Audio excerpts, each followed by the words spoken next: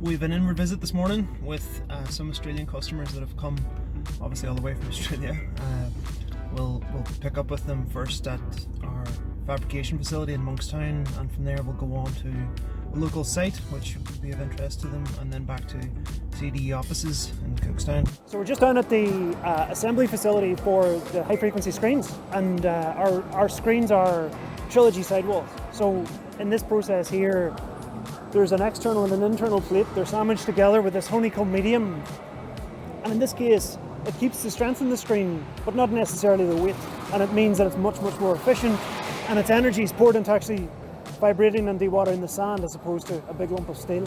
So as I move on round, the screens are built, they're assembled, and then further down you'll see that they're tested. So it's lovely to come and see it. It's tea time here at the moment, which is why I'm able to record. If it wasn't, it might be a little bit noisier. So this is the central assembly area. Now, in this case, plants being assembled here for Australia, plant down there for North Africa. They're all at various stages of completion. Once they're ready, they'll get loaded out. We'll bring in containers and trucks, we'll load them out.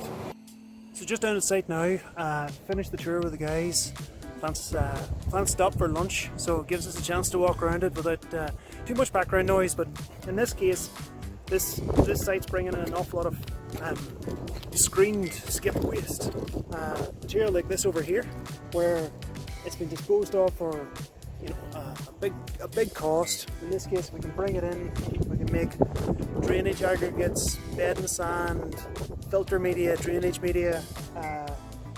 We can even a bottom end fine sand that can be blended back into concrete. Lots of different uses for it. So I think our visitors are pretty impressed with it, and it's lovely to get around and see the plant and speak to the operator and understand, I suppose, what's making this a success for them.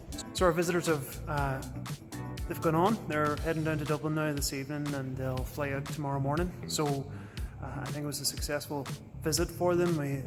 We managed to pack a lot of things into 24 hours, which is important because obviously their time's precious and limited, and they've travelled a long way to be here, so it's important that we're well organised and can show them plenty of things that are really useful for what they came to see. So yeah, we'll see where that goes, and it's about time now to get wrapped up and home for the evening. Tomorrow's another day, we'll do it all over again.